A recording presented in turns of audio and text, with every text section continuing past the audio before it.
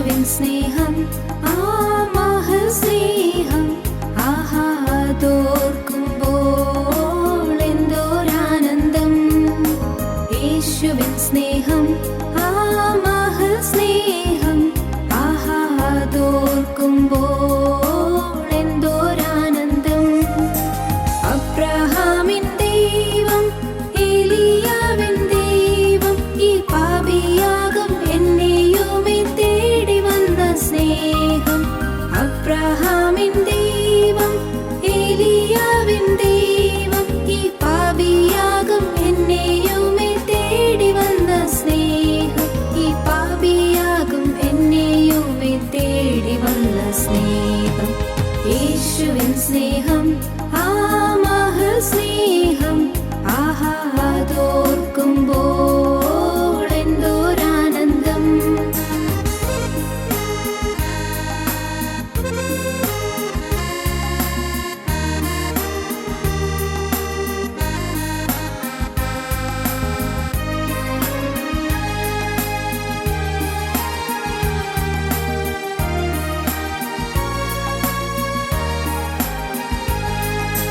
ഗോൽഗോഥാവിൻ മുകളിൽ സർവ്വലോക പാപ പരിഹാരമായി തൂങ്ങി മരിച്ചുയർത്തോരു സ്നേഹം. ഗോൽഗോഥാവിൻ മുകളിൽ സർവ്വലോക പാപ പരിഹാരമായി തൂങ്ങി മരിച്ചുയർത്തോരു സ്നേഹം. പരിഹാരമായി തൂങ്ങി മരിച്ചുയർത്തോരു സ്നേഹം. യേശുവിൻ സ്നേഹം ആ മഹൽ സ്നേഹം ആഹാ അതോർക്കുമ്പോൾ എന്തോരാനന്ദം.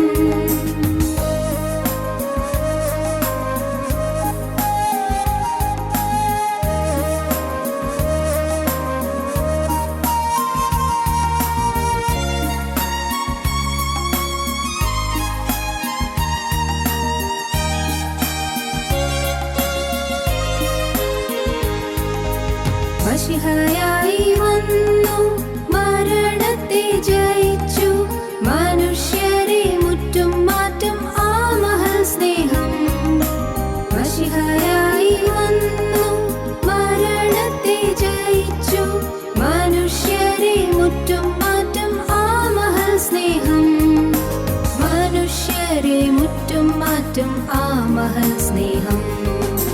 യേശുവിൻ സ്നേഹം ആ മഹൽ സ്നേഹം ആഹാ അതോർക്കുമ്പോൾ എന്തോരാനന്ദം.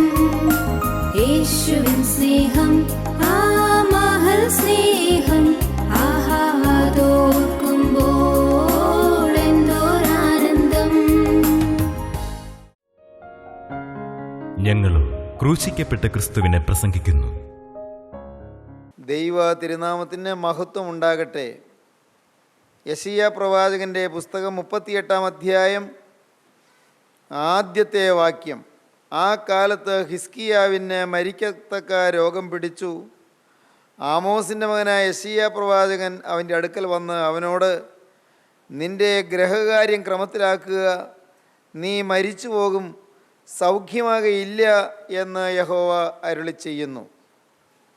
നിൻ്റെ ഗ്രഹകാര്യം ക്രമത്തിലാക്കുക, നീ മരിച്ചു പോകും, സൗഖ്യമാകയില്ല എന്ന് യഹോവ അരുളി ചെയ്യുന്നു. കഴിഞ്ഞ പ്രാവശ്യം നാം ചിന്തിച്ചു, രാജാക്കന്മാരുടെ 2-ാം പുസ്തകം 20-ാം അധ്യായം 1-ാം വാക്യം, നിൻ്റെ ഗ്രഹകാര്യം ക്രമത്തിലാക്കുക, നീ മരിച്ചു പോകും, ശേഷിക്കുകയില്ല എന്ന് പറഞ്ഞിരിക്കുന്നതായ വാക്യം. രാജാവ് രോഗബാധിതനായി കിടക്കുകയാണ്. രാജാവിന് ഒരു പരു ബാധിച്ചിരുന്നു എന്നാണ് നാം വായിക്കുന്നത്. രാജാവിൻ്റെ ശരീരത്തിൽ ആ പരു അത് കൂടുതൽ പ്രയാസമായി തീരുകയും മരണം വരെ സംഭവിക്കാവുന്ന സ്ഥിതിയിൽ കാര്യങ്ങൾ നീങ്ങുകയും ചെയ്തു. രാജാവ് പക്ഷേ അക്കാര്യം അറിഞ്ഞില്ല. രാജാവ് മാത്രമല്ല, മരണാസന്നമായ സ്ഥിതിയിലായിരിക്കുന്ന പലരും മരണത്തെ അല്പം പോലും പ്രതീക്ഷിക്കുന്നില്ല എന്നുള്ളതാണ് സത്യം.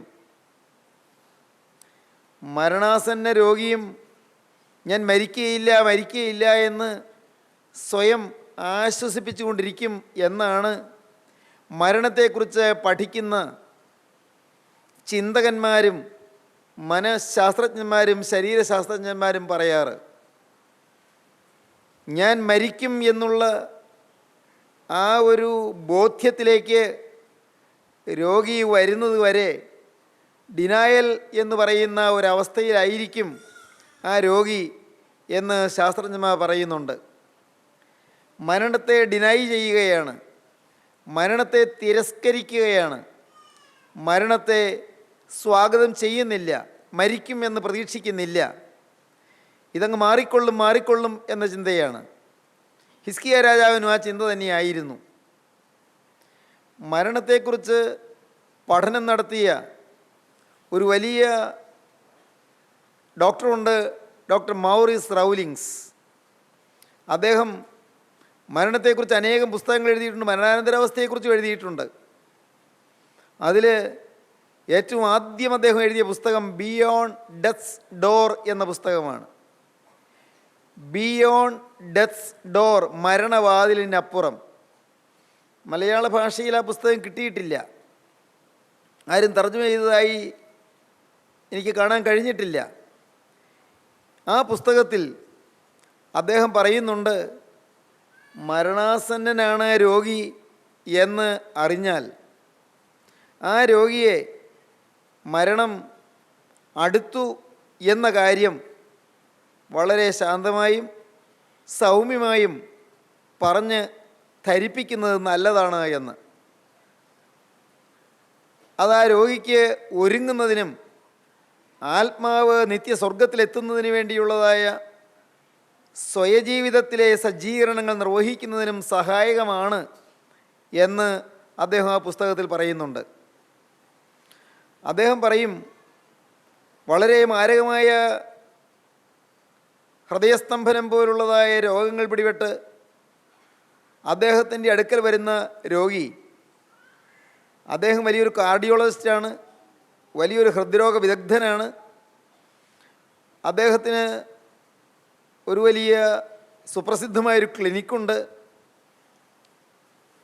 ആ ക്ലിനിക്കിൽ അദ്ദേഹത്തിൻ്റെ അടുക്കൽ ചികിത്സയ്ക്ക് വരുന്ന രോഗികളോട് മരണം അടുത്തു എന്ന് വരുന്ന കാര്യങ്ങൾ അദ്ദേഹം ധരിപ്പിക്കുകയും നിങ്ങൾ ആത്മാവിന് വേണ്ടി നിങ്ങൾ ഒരുങ്ങുകയും ക്രിസ്തുവിനെ വിളിച്ചപേക്ഷിക്കുക എന്ന് പറയുകയും ചെയ്യാറുണ്ട് എന്ന് അദ്ദേഹം സാക്ഷിച്ചിട്ടുണ്ട് ആ പുസ്തകത്തിൽ. അദ്ദേഹം മരണാനന്തരാവസ്ഥയെക്കുറിച്ച് വിശ്വസിച്ചിരുന്ന ആളല്ലായിരുന്നു, അതും അദ്ദേഹം പറയുന്നുണ്ട്. മരിച്ചതിന് ശേഷം ഒരു ജീവിതമുണ്ട് എന്നതിനെക്കുറിച്ച് തെല്ലും ചിന്തയില്ലായിരുന്നു അദ്ദേഹത്തിന്. വളരെ പ്രസിദ്ധനായ ആ ഡോക്ടർ മരണാനന്തരം ഒരു ജീവിതമുണ്ട് എന്ന് അദ്ദേഹം ധരിക്കുന്നത് അദ്ദേഹത്തിൻ്റെ തന്നെ ക്ലിനിക്കിൽ അദ്ദേഹത്തിനുണ്ടായ ചില അനുഭവങ്ങളാണ്. മരിച്ചതിന് ശേഷം ക്ലിനിക്കലി ഡെഡായവർ ശരീരശാസ്ത്രപ്രകാരം ആരോഗ്യശാസ്ത്രപ്രകാരം മരിച്ചു കഴിഞ്ഞവർ അവർ മരണശേഷം റിസസിറ്റേഷൻ എന്ന് പറയുന്ന ഒരു പ്രത്യേക സംവിധാനത്തിലുള്ള കൃത്രിമ ശ്വാസോച്ഛ്വാസം നൽകി കഴിയുമ്പോൾ അവർ ചിലരെ ജീവൻ പ്രാപിക്കുന്നതായി അദ്ദേഹം കണ്ടിട്ടുണ്ട്. അങ്ങനെയുള്ളവർ മരണശേഷം തിരികെ ജീവൻ പ്രാപിച്ച് അവർ പറഞ്ഞ ചില അനുഭവത്തിൽ കൂടി അദ്ദേഹത്തിന് മനസ്സിലായി ഈ മരണത്തിന് ശേഷം ഒരു ജീവിതമുണ്ട് എന്ന്.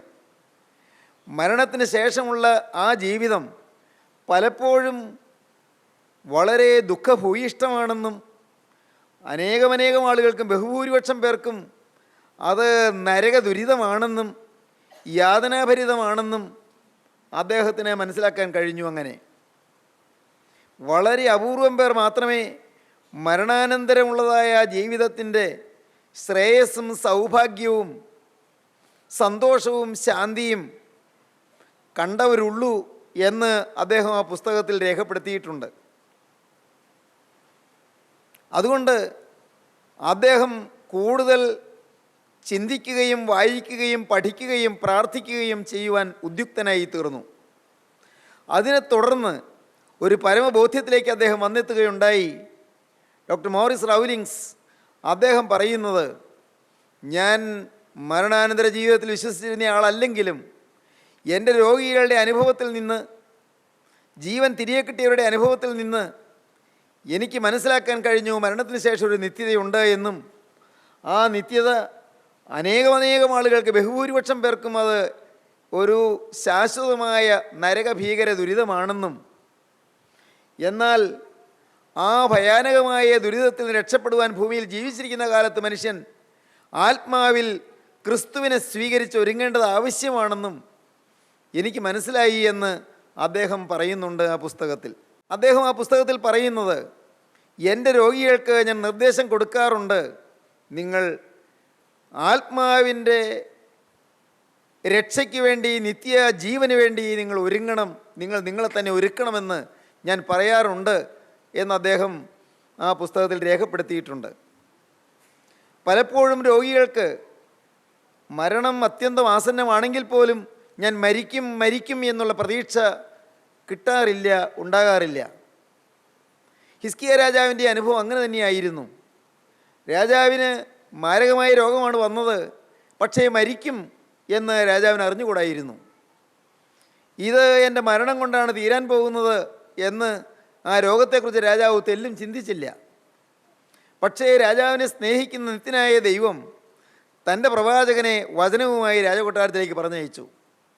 യെശയ്യാ പ്രവാചകൻ രാജകൊട്ടാരത്തിൽ ചെന്നു രാജാവിനോട് പറഞ്ഞു, രോഗക്കിടക്കയുടെ അരികത്ത് നിന്നുകൊണ്ട് പറഞ്ഞു, രാജാവേ, യഹോവയായ ദൈവം അങ്ങേ അറിയിപ്പാൻ ഒരരുളപ്പാട് എന്നെ ഭരമേൽപ്പിച്ചിട്ടുണ്ട്.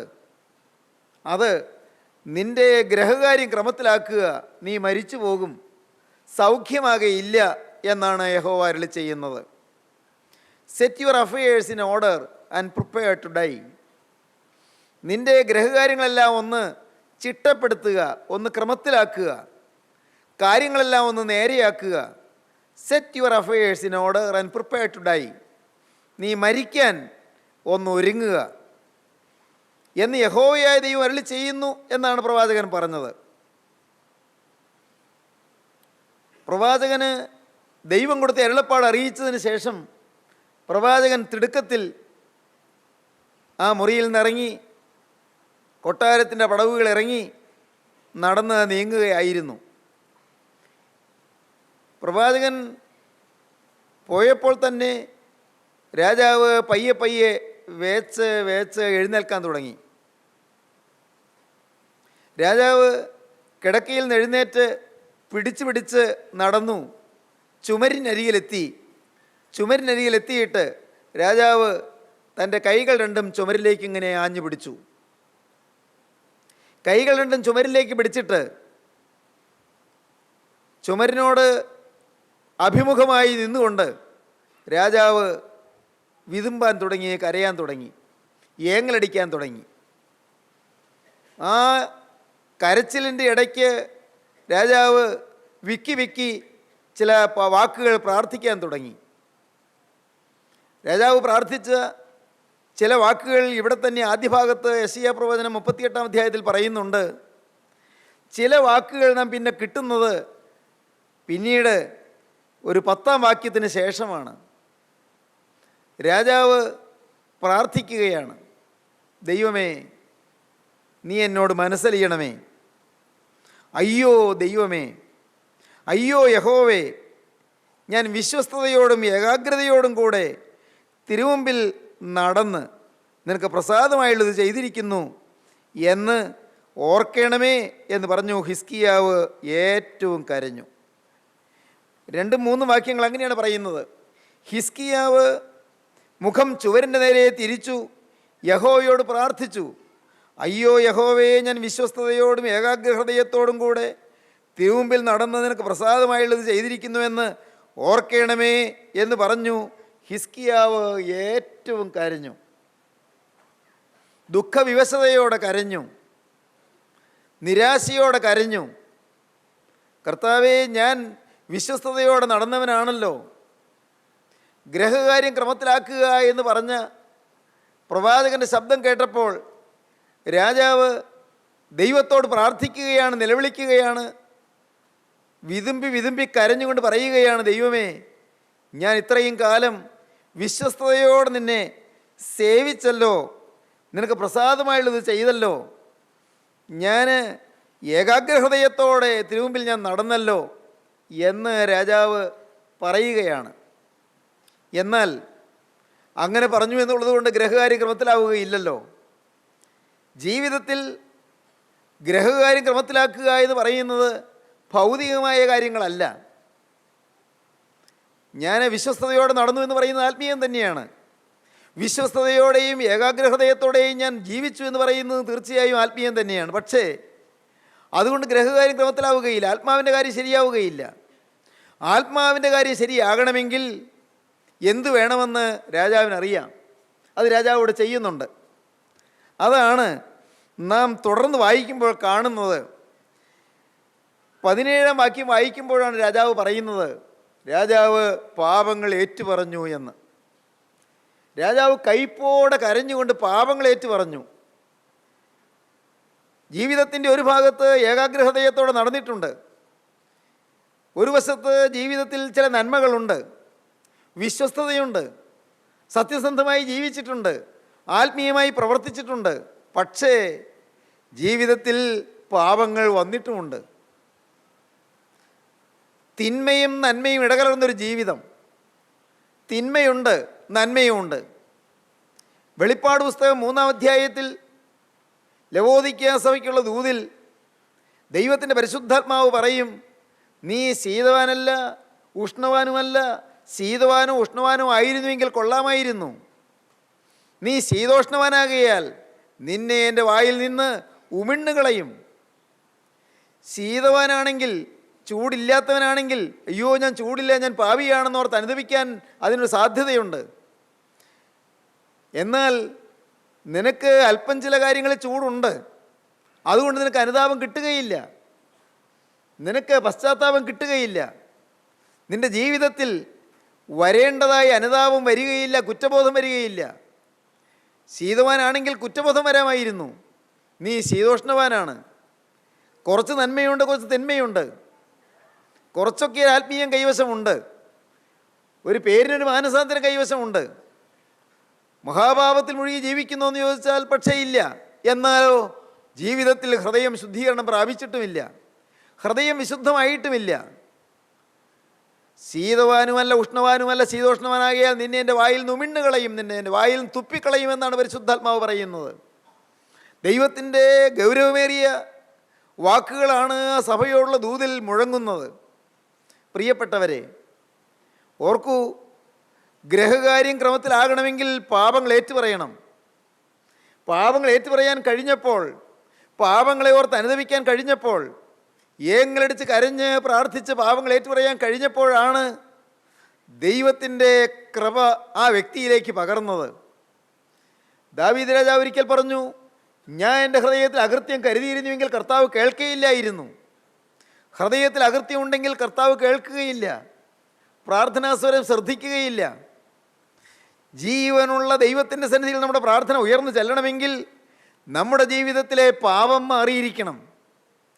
ഹൃദയത്തിൻ്റെ പാപങ്ങൾ മാറാതെ, ജീവിതത്തിലെ കറകൾ കഴുകപ്പെടാതെ, കർത്താവായ യേശുക്രിസ്തുവിൻ്റെ തിരുരക്തത്താലുള്ള കഴുകൽ പ്രാപിക്കാതെ, പാപക്ഷമ അനുഭവിക്കാതെ നമ്മുടെ പ്രാർത്ഥനകൾ ദൈവസന്നിധിയിലേക്ക് ഉയർന്നു ചെല്ലുകയില്ല.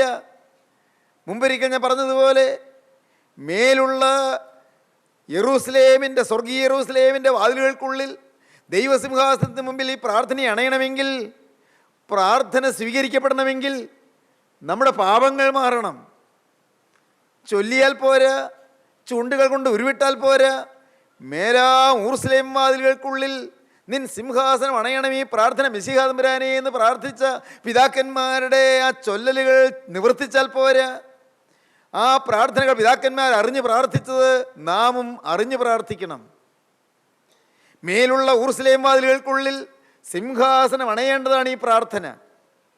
പ്രാർത്ഥന ദൈവസന്നിധിയിലേക്ക് ചെല്ലണമെങ്കിൽ പാപം മാറണം. പാപത്തോട് യാത്ര പറയാതെ, ജീവിതത്തിൽ നിന്ന് പാപം മാറാതെ നാം കഴിക്കുന്ന പ്രാർത്ഥനകൾ ദൈവസന്നിധിയിലേക്ക് എത്തുകയില്ല. സ്വർഗീയ യെരൂശലേമിൻ്റെ ഉള്ളിൽ കടന്നു എന്ന് ദൈവസിംഹാസനത്തിൻ്റെ സന്നിധിയിൽ നമ്മുടെ പ്രാർത്ഥനയെ അണയണമെങ്കിൽ നമ്മുടെ പ്രാർത്ഥന കുറ്റമറ്റ ഹൃദയത്തിൽ നിന്ന് ഉയർന്നു വരുന്ന പ്രാർത്ഥനയായിരിക്കണം. പാപം മാറിയ ജീവിതത്തിൽ നിന്ന് ഉതിർന്നു വരുന്ന പ്രാർത്ഥനയുടെ തേൻമൊഴികളായിരിക്കണം ദൈവസന്നിധിയിലേക്ക് കടന്നു ചെല്ലുന്ന പ്രാർത്ഥനയുടെ ഗീരുക്കൾ, വാക്കുകൾ. പ്രിയപ്പെട്ടവരെ, ഹിസ്കിയ രാജാവ് ഏറ്റവും കരഞ്ഞു. പാപത്തെയോർത്ത് ഏങ്ങലടിച്ച് കരഞ്ഞു. പാപത്തെയോർത്ത് വിതുമ്പി. നാം വായിക്കുന്ന വാക്ക് ഹിസ്കിയാവ് ഏറ്റവും കരഞ്ഞു. അപ്പോഴാണ് ഹിസ്കിയാവിന് ഒരു ഉറപ്പ് കിട്ടിയത്. എന്താണ് കിട്ടിയത്? നീ എൻ്റെ സകല പാപങ്ങളെയും നിൻ്റെ പിറകിൽ എറിഞ്ഞു കളഞ്ഞതുകൊണ്ട് എൻ്റെ പ്രാണനെ നാശക്കുഴിയിൽ നിന്ന് സ്നേഹത്തോടെ രക്ഷിച്ചിരിക്കുന്നെന്നാണ് 38-ാം അധ്യായം 17-ാം വാക്യത്തിൽ പറയുന്നത്. എൻ്റെ പ്രാണനെ നീ രക്ഷിച്ചിരിക്കുന്നു. എങ്ങനെ? നീ എൻ്റെ സകല പാപങ്ങളെയും നിൻ്റെ പിറകിൽ എറിഞ്ഞു കളഞ്ഞു എന്ന്. പാപം അനുതാപത്തോടെ ഏറ്റുപറഞ്ഞപ്പോൾ, പാപത്തെയോർത്ത് ദുഃഖിച്ച് കരഞ്ഞ് ഏറ്റുപറഞ്ഞപ്പോൾ പാപം ദൈവം പിറകിലേക്ക് എറിഞ്ഞു കളഞ്ഞു. സഹോദരങ്ങളെ, ഹിസ്കിയാവിന് ദൈവത്തിൻ്റെ കരുണ ലഭിച്ചു. പാപക്ഷമ ലഭിക്കുന്നതാണ് ഏറ്റവും വലിയ ഭാഗ്യം. പാപം മാറുന്നതാണ് ഏറ്റവും വലിയ ഭാഗ്യം. ഒരു മനുഷ്യന് ലഭിക്കാവുന്ന ഏറ്റവും വലിയ ഭാഗ്യം എന്താണ്? നമുക്ക് കാണാതറിയാവുന്നൊരു വാക്യമാണ്, ലംഘനം ക്ഷമിച്ചും പാപം മറച്ചും കിട്ടിയവൻ ഭാഗ്യവാൻ. യഹോവ അകൃത്യം കണക്കിടാതെയും ആത്മാവിൽ കപടമില്ലാതെയും ഇരിക്കുന്ന മനുഷ്യൻ ഭാഗ്യവാൻ. ആ ഒരു വാക്ക് നിങ്ങൾ ശ്രദ്ധിച്ചുവോ? പാപം ഇല്ലഞ്ഞിട്ടല്ല, യഹോവ അകൃത്യം കണക്കിടാതിരിക്കുന്നു. തൻ്റെ തിരുക്കുമാരനായ പുത്രൻ്റെ തിരുരക്തത്തിൽ കൂടി നോക്കുമ്പോൾ മനുഷ്യൻ്റെ അകൃത്യം ദൈവം കാണുന്നില്ല, അകൃത്യം കണക്കിടുന്നില്ല, അകൃത്യം ദൈവം പരിഗണിക്കുന്നില്ല, യഹോവ അകൃത്യം കണക്കിടുന്നില്ല. അതുകൊണ്ട് എന്ത് കിട്ടുന്നു? ലംഘനങ്ങൾ കർത്താവ് ക്ഷമിച്ചു തരുന്നു, പാപം കർത്താവ് മറച്ചു തരുന്നു. അതെന്താണത്? ലംഘനങ്ങൾ ക്ഷമിച്ചു തരുന്നു, പാപം മറച്ചു തരുന്നു. പ്രിയപ്പെട്ടവരെ, ഗ്രഹകാര്യം ക്രമത്തിലാക്കണമെങ്കിൽ ലംഘനങ്ങൾ ക്ഷമിച്ചു കിട്ടണം, പാപം മറച്ചു കിട്ടണം. പാപം എന്ന് പറയുന്നത് പാപങ്ങളല്ല, പാപമാണ്. അത് സിൻഫുൾ നേച്ചറാണ്, സിൻഫുൾ ആറ്റിറ്റ്യൂഡാണ്, സിൻഫുൾ ക്യാരക്ടറാണ്. പാപം പാപ സ്വഭാവമാണ്, പാപപ്രകൃതിയാണ്. അത് നമ്മുടെ രക്തത്തിൽ അലിഞ്ഞു നിൽക്കുന്നതാണ്. നമ്മുടെ രക്തത്തിലും മാംസത്തിലും മജ്ജയിലും നമ്മുടെ ധാതുക്കളിലെല്ലാം നമ്മുടെ കോശങ്ങളിലുമെല്ലാം നിറഞ്ഞു നിൽക്കുന്ന ഭാവപ്രവണതയാണ്. അത് പാപത്തിൻ്റെ പ്രവണതയാണ്. പാപം, പ്രിയപ്പെട്ടവരെ, ആ പ്രവണതയുള്ളത് കൊണ്ട് പാപത്തിൻ്റെ പ്രവൃത്തി വരും. ആ പ്രവണതയുള്ളത് കൊണ്ട് പാപത്തിൻ്റെ വാക്കുകൾ വരും. ആ പ്രവണതയുള്ളത് കൊണ്ട് പാപത്തിൻ്റെ പ്രകൃതി ഉള്ളത് കൊണ്ട് പാപത്തിൻ്റെ ചിന്ത വരും. ആ പ്രകൃതി ഉള്ളപ്പോൾ പാപത്തിൻ്റെ പ്രവൃത്തി വരാതിരിക്കാം, പാപത്തിൻ്റെ വാക്ക് വരാതിരിക്കാം, പാപത്തിൻ്റെ ചിന്തകളും വരാതിരിക്കാം. പക്ഷേ ഓർക്കൂ, പാപത്തിൻ്റെ വാക്ക് വരാത്തപ്പോഴും പാപത്തിൻ്റെ ചിന്ത വരാത്തപ്പോഴും പാപത്തിൻ്റെ പ്രവൃത്തി വരാത്തപ്പോഴും വളരെ യോഗ്യമായും മാന്യമായും നാം പെരുമാറുമ്പോഴും പാപം എന്ന പ്രകൃതി നമ്മുടെ രക്തത്തിലുണ്ട്, നമ്മുടെ സ്വഭാവത്തിലുണ്ട്. പ്രിയപ്പെട്ടവരെ, ആ പാപം എന്ന പ്രകൃതി ദൈവം മറച്ചു പിടിച്ചു തരുന്നു, തൻ്റെ പുത്രൻ്റെ തിരുരക്തത്തിൽ മറച്ചു തരുന്നു.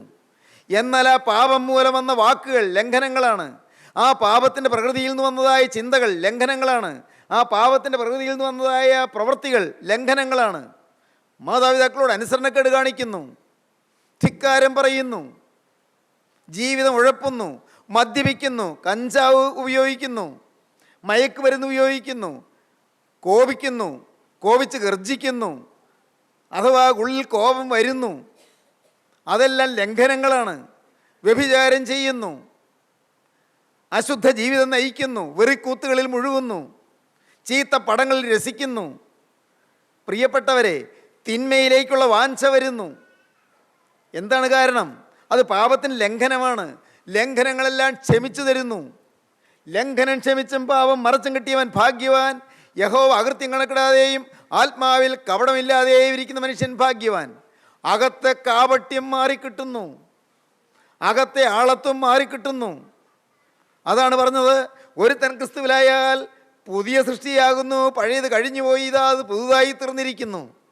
സ്നേഹിതരെ, അതാണ് ഗ്രഹകാര്യം ക്രമത്തിലാക്കുക എന്ന് പറയുന്നത്. പഴയ സൃഷ്ടി മാറി, പഴയ സ്വഭാവം മാറി, പഴയ ആളത്വം മാറി, പഴയ ചിന്താഗതി മാറി, പഴയ കോപം മാറി, പഴയ മദ്യപാന ശീലം മാറി, പഴയ വഴക്കടിക്കുന്ന പ്രകൃതം മാറി, പഴയ അനുസരണക്കേട് മാറി, പഴയ ധിക്കാര മനോഭാവം മാറി, പഴയ റൗഡിസം മാറി, പഴയ സ്വാർത്ഥത മാറി, പഴയ ദ്രവ്യാഗ്രഹം മാറി. ഒരുത്തൻ ക്രിസ്തുവിലായാൽ പുതിയ സൃഷ്ടിയാകുന്നു, പഴയത് കഴിഞ്ഞുപോയി, ഇതാ അത് പുതുതായി തീർന്നിരിക്കുന്നു. ഗ്രഹകാര്യം ക്രമത്തിലാക്കുക. എൻ്റെ ബഹുമാന്യ സ്നേഹിതരെ, ഇന്ന് നിങ്ങൾ ഈ വാക്കുകളെ കേട്ടുകൊണ്ടിരിക്കുമ്പോൾ എൻ്റെ ഗ്രഹകാര്യം ഞാൻ ക്രമത്തിലാക്കിയോ എന്ന് നിങ്ങൾ ചിന്തിക്കണം. എൻ്റെ ഗ്രഹകാര്യം ഞാൻ ക്രമത്തിലാക്കിയോ? എൻ്റെ ജീവിതം ഞാൻ ക്രമത്തിലാക്കിയോ? എൻ്റെ പാപം മറച്ചു കിട്ടിയോ? എൻ്റെ ലംഘനങ്ങൾ ക്ഷമിച്ചു കിട്ടിയോ? എൻ്റെ അകൃത്യങ്ങൾ ദൈവം കണക്കിടാത്ത വിധം ക്രിസ്തുവിൻ്റെ തിരുരക്തം വന്ന് എന്നെ പൊതിഞ്ഞുവോ? യേശു ക്രിസ്തുവിൻ്റെ പരമബലിയിൽ നിങ്ങൾ വിശ്വസിച്ച് ഗോകുൽത്തായിലെ കുരിശിൽ 3 ആണികളിൽ തൂങ്ങിയ ക്രിസ്തുവിനെ നിങ്ങൾ കൈക്കൊണ്ട്, ആ ക്രിസ്തുവിനെ നിങ്ങൾ വിശ്വസിച്ച്, ക്രിസ്തു നിങ്ങൾക്ക് കാണിച്ചു തന്ന ക്രൂശിലെ സ്നേഹത്തിൻ്റെ മാതൃകപ്രകാരം ജീവിക്കാൻ നിങ്ങൾ തുടങ്ങുമ്പോൾ, പ്രിയപ്പെട്ടവരെ, നിങ്ങൾ ഭാഗ്യശാലികളായി മാറുന്നു. അവിടെയാണ് ഗ്രഹകാര്യം ക്രമത്തിലാക്കുന്നത്. നിന്റെ ഗ്രഹകാര്യം ക്രമത്തിലാക്കുക, നീ മരിച്ചു പോകും, സൗഖ്യമാകുകയില്ല എന്ന് ഹിസ്കിയാവ് കേട്ടു. ഹിസ്കിയാവ് ഏറ്റവും കരഞ്ഞു, പാപങ്ങളേറ്റു പറഞ്ഞു, പാപം ഉപേക്ഷിച്ചു. ഹിസ്കിയാവ് അനുതാപത്തോടെ കരഞ്ഞു. ഫലമോ ദൈവത്തിൻ്റെ അളവറ്റ കൃപ ഹിസ്കിയാവിൻ്റെ മേൽ വന്നു. അത് നമുക്ക് അടുത്ത പ്രാവശ്യം ചിന്തിക്കാം. ദൈവത്തിൻ്റെ വലിയ നാമം മഹത്വപ്പെടട്ടെ. ഇപ്പോൾ നിങ്ങൾ എന്ത് ചിന്തിക്കുന്നു? ഗ്രഹകാര്യം ക്രമത്തിലായോ? ഗ്രഹകാര്യം ക്രമത്തിലാക്കുവാൻ കഴിഞ്ഞുവോ? നിങ്ങളുടെ ജീവിതം ക്രിസ്തുവിന് കൊടുത്തുവോ? ക്രിസ്തുവിൻ്റെ കരങ്ങളിലേക്ക് നിങ്ങളുടെ ജീവിതം നിങ്ങൾ വെച്ച് മാറിയോ? ക്രിസ്തു നിങ്ങളുടെ ഹൃദയത്തിലേക്ക് വന്നുവോ? നിങ്ങളുടെ പാപങ്ങൾ ക്ഷമിക്കപ്പെട്ടുവോ? ലംഘനങ്ങൾ ക്ഷമിച്ച് കിട്ടിയോ? പാപങ്ങൾ മറച്ചു കിട്ടിയോ? ഒരു പുതിയ ജീവിതം തുടങ്ങിയോ? എങ്കിൽ നിങ്ങൾ ഭാഗ്യശാലികൾ. ഇതുവരെ തുടങ്ങിയില്ലെങ്കിൽ ഇപ്പോൾ നിങ്ങൾ തുടങ്ങൂ. യേശു ക്രിസ്തുവിനെ ഹൃദയത്തിലേക്ക് ക്ഷണിക്കൂ. ക്രിസ്തു ക്രൂശിൽ മരിച്ച ക്രിസ്തു നിങ്ങളുടെ ഹൃദയത്തിൽ വന്ന് ഉയർത്തെഴുന്നേറ്റ് ജീവിക്കട്ടെ. ക്രിസ്തു നിങ്ങളുടെ ഹൃദയത്തിൽ പുലരട്ടെ. ക്രിസ്തു നിങ്ങളുടെ ഹൃദയത്തിൽ വാഴട്ടെ. ക്രിസ്തു നിങ്ങളെ ഭരിക്കട്ടെ. ക്രിസ്തു നിങ്ങളെ നിയന്ത്രിക്കട്ടെ. ക്രിസ്തുവിൻ്റെ ഭരണത്തിന് നിങ്ങൾ വിധേയപ്പെട്ട് കൊടുക്കുവീൻ. ക്രിസ്തുവിനോട് വാക്ക് പറയുവീൻ, നാഥ, ഇന്ന് മുതൽ ഞാനൊരു പുതിയ സൃഷ്ടി. യേശുവേ, ഇന്ന് മുതൽ ഞാനൊരു പുതിയ സൃഷ്ടി. എൻ്റെ യേശുവേ, ഇന്ന് മുതൽ ഞാൻ പുതിയ സൃഷ്ടി. നമുക്ക് പ്രാർത്ഥിക്കാം. മഹാസ്നേഹവാനായ സ്വർഗീയ പിതാവേ, വാഴ്ത്തപ്പെട്ട കർത്താവേ, ഈ നല്ല സമയത്തിനായി ഞങ്ങൾ നിന്നെ സ്തുതിക്കുന്നു. ജീവന്റെ വചനങ്ങൾ ഞങ്ങളെ കേൾപ്പിച്ചതിനായി ഞങ്ങൾ നിന്നെ സ്തുതിക്കുന്നു. ഗ്രഹകാര്യക്രമത്തിലാക്കുവാൻ ഞങ്ങളെ ആഹ്വാനം ചെയ്തതിനാൽ നാഥ, ഞങ്ങൾ നിന്നെ സ്തുതിക്കുന്നു. ഞങ്ങൾ നിന്നെ സ്തോത്രം ചെയ്യുന്നു. ഈ വചനം കേട്ട് എല്ലാവരെയും പുതിയ സൃഷ്ടിയാകുവാനുള്ള സൗഭാഗ്യം നൽകി അനുഗ്രഹിക്കണമേ എന്ന് പ്രാർത്ഥിക്കുന്നു. സ്വർഗീയ കൃപകൾ നിന്റെ മക്കളുടെ മേൽ ചൊരിയണമേ എന്ന് പ്രാർത്ഥിക്കുന്നു. മനോഭാരത്തോടിരിക്കുന്നവര്, സങ്കടത്തിലും ദുഃഖത്തിലുമായി വലയുന്നവര്, കടത്തിൽ മുങ്ങി വിഷമിക്കുന്നവര്, എൻ്റെ ദൈവമേ, പൈശാചിക ബാധയിൽപ്പെട്ട് ഉഴലുന്നവര് എല്ലാവരെയും എൻ്റെ നാഥൻ സന്ദർശിക്കണമേ എന്ന് പ്രാർത്ഥിക്കുന്നു. ഇപ്പോൾ നാഥ, പുതിയ ഹൃദയം പ്രാപിക്കുവാനുള്ള ഭാഗ്യം എല്ലാവർക്കും നൽകി അനുഗ്രഹിക്കണമേ. നന്മകളാൽ നിറയ്ക്കണമേ. കുടുംബശാന്തി അയക്കണമേ. തിരുനാമം മഹത്വപ്പെടുത്തണമേ. യേശുക്രിസ്തുവിന്റെ ജയകരമായ നാമത്തിൽ തന്നെ. ആമീൻ. ഹല്ലേലൂയ.